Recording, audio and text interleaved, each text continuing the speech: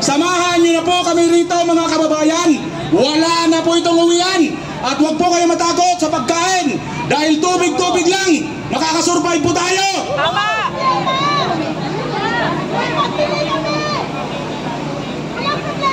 Sherry. Thank you sa support.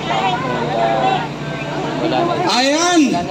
So, nagre-reserve po ako ng energy mga kababayan kasi talagang ayon kay BP Inday, wala po itong uwian.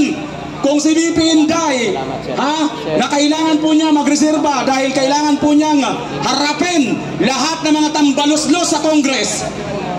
At isa lang po ang aking masasabi mga kababayan, kung hindi po kayo nakakaramdam na pang-aapi ng isang congressman na convicted criminal na dapat ikulong, dapat po kayong pumunta rito mga kababayan.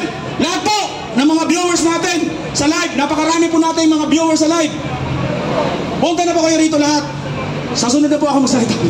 Medyo hinihingal na po tayo. Maraming salamat. Salamat po sa inyo. Laban lang, kapit lang tayo. Alright, palagpakan po natin. Talagang magiting na lalaki. May panindigan. Yun po ang kailangan natin ngayon.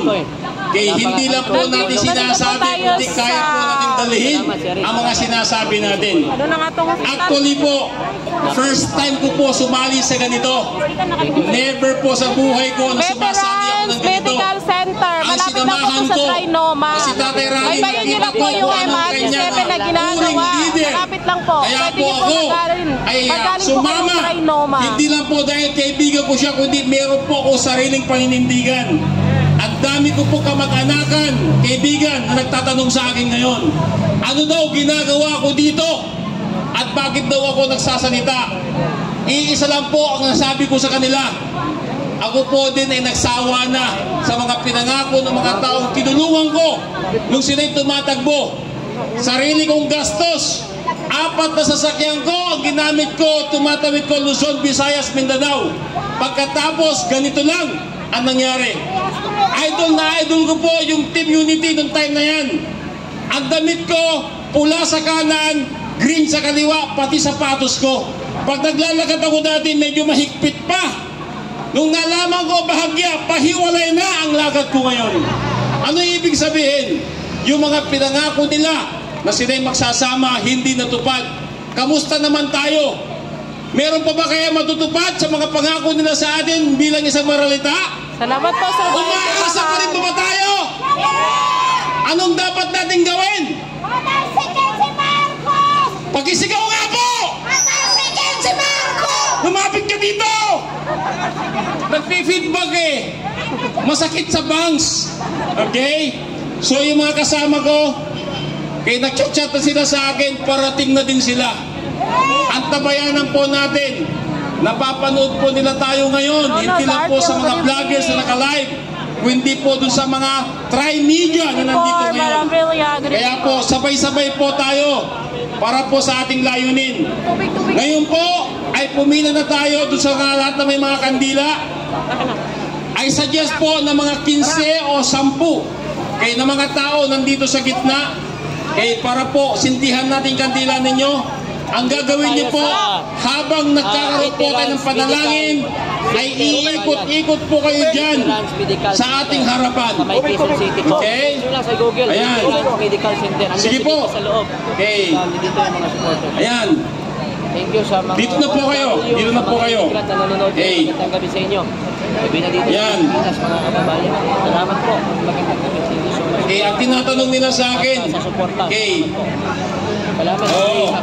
meron pa tayong 5 minutes bago po natin sintihan ng inyong mga kandila. Ayan, tubig na po, Sir Bayan. Okay. Ang tanong, may posporo na po ba kayo? Meron na. Baka mamaya kandila lang hawak ninyo. Mawawala yung simbolo ng ating pagtitipon kapag hindi natin nasintihan yan. Kaya kung meron pong mga pastor, pare o ministro na nandito po, inanyayahan po namin kayo para po magbigay ng panalangin. Sa likod natin, subalit kapag wala pong lumapit, ang inyong lingkod ang magbibigay ng panalangin para sa ating inang bayan at para kay kay VP Sara at kay Atty. Lopez. Gagawin po natin yan dahil po sa suporta na binibigay po natin na walang iwanan. Kasama po si VP Sara Duterte. Duterte! Duterte! Duterte! Duterte! Yan. Okay. Ilang minuto na lang. Kagawad, ilang minuto na lang. Okay. Meron pa tayong 4 na minuto bago natin sindihan ang kandila natin. Okay. Maaari po ba tayo mag-interview sa mga nandito ngayon? Okay. Eto, tawagin natin. Ano pong dahilan? Bakit ka nandito? Halika dito. Huwag kang mahiya. Okay. Kilala mo nga ako. Kilala mo si Duterte. Halika dito. Sino po sa inyo? Sino po sa inyo? Halika ate. Halika ate. Matibay kayo. Halika dito. Halika. Halika. Halika. Halika dito. Huwag kang mahiya. Halika dito. Halika. May sore eyes ka? Huwag kang mag-alala. Hindi kami mahahawa sa'yo. Halika dito. Halika dito. Okay. Anong dahilan? Bakit po nandito kayo? Prinsipyo. Prinsipyo! Ilapit niyo yung mic para marinig namin. Prinsipyo! Hindi pera! May na-meet ako dito. Mag-asawa sila. Nagde-date na lang. Good evening po, Ma'am Charmaine. 5 anak. Panganay, nurse, engineer, doktor. Hindi maralita. Pinaglalaban prinsipyo. Si Franz Castro ang maralita. Yung mga congressman na yan, magkano ang suwasahod? 3 million plus? Tapos yan lang ginagawa dyan, nakaupo, nagbubunga nga, sinisilbihan ng mga sekretarya, ng mga tao, 27 million kada isa. My goodness! Tapos yan lang pinagagawa dyan, sila ang sumisira sa bayan. Si Paduano! Si Paduano! Ginawang caretaker sa Negros, anong district? Kaya, naku, maralita man, may pera, mayaman, matalino, bobo, paglaban ng bayan! Maisog! Maisog!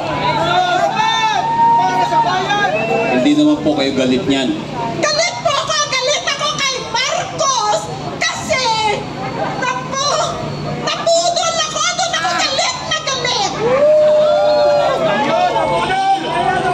Nabudol po kayo. Ngayon niyo po nalaman, nabudol po. Sa katalinuhan ko, napudol ako! Goodness! Anong plano ninyo ngayon? Alam niyo po, napakaano na rin yung patalsikin, ano? Pero sa akin lang, umayos ka naman, Marcos! Ayusin mo si Martin! Sige mo, maayos mo ba nila? Kung hindi nila maayos, tayo mag-ayos! Sabihin natin nila, magpapapi pa tayo, binubuto lang natin to sila! My goodness talaga, wag na. Oh!